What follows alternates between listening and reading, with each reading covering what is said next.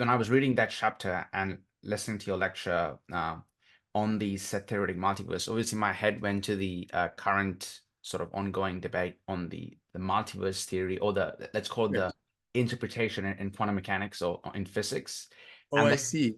yeah, I'm so, because according to my understanding, what you're putting forward with the like the set theoretic multiverses, these Right. separate multiverses, or let's call it uh, axiomatic systems for different worlds of set theory, they Right. can still talk to each other. Whereas there are still correlations, let's call it. Whereas I don't think that's the argument someone like a Sean Carroll would make when it comes to physics, where Right. there's this reality, there's another reality. So speaking ontologically, are you claiming that like the nature of, let's say, the ontology of mathematics is that yes, there are some universes where the continuum hypothesis it works, and in some it doesn't. Do they have relations, or are they completely independent realities? If that Right. makes sense. So that's a good question. So I guess I have a few things to say about it.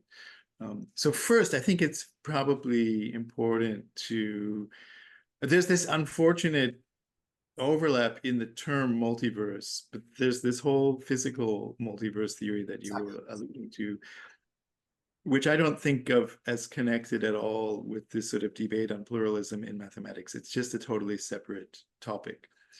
So, for example, the physical version is connected with, superposition of worlds and whether they can interact and so on. And I think that's part of what your question was about. And there are versions of those phenomenon in the set theoretic multiverse, but I don't think of the set theoretic multiverse as connected at all with any of those physical theories. It's just a different topic. It has, there's a family resemblance because it's about many different mathematical worlds, and the physical one is about many different physical worlds. But I think that's the end of the family resemblance. And I'm not claiming or positing any kind of deeper connection between the sort of set theoretic pluralism kinds of multiverse and these physics theories that talk about a multiverse. I think they're just totally different topics. But in terms of whether there's interaction, I think that's an extremely profound philosophical question on the mathematical side, which is where most of my work is. Um, Namely, uh, so we have these different models of set theory and the method of forcing, and there is a way that a one model of set theory can somehow get access to the forcing extensions, because the ground model, the smaller model, has names for all the individuals that exist in the forcing extension. This is one of the ways that forcing works. We have this concept of having a name, and then we have this forcing relation, which expresses in the ground model sort of the truth conditions of what could be true or might be true in the forcing extension.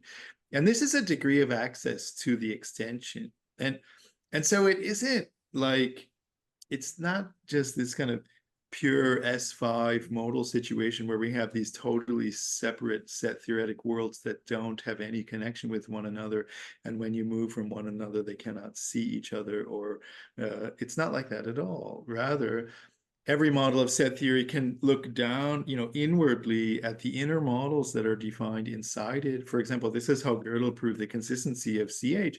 He said, well, take any model of ZFC, and then inside that model define what's called the constructible universe, which is a kind of constructible version of the cumulative universe, where you only add the bare minimum at each step. You iterate along, and whenever you've got a sort of set that you've built so far, then any subset of it that's definable in that piece, you add that at the next level. And so you keep iterating this definable power set operation. This was Gödel's genius idea.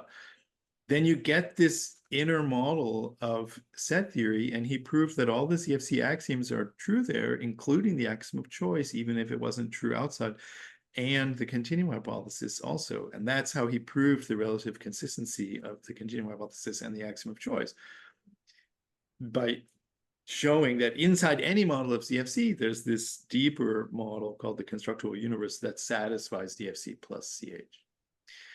And the forcing extension idea is looking sort of outwardly. It's a measure of access that a model has to the larger models. They can't have fully complete access, and one can refute the idea, there have to be certain kinds of limits, but there is some kind of access.